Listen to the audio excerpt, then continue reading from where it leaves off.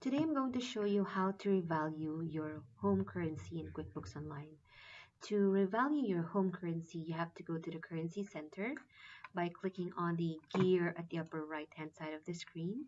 Click on Currencies and then select the foreign currency that you would like to revalue. For this example, we are going to revalue our Euro account.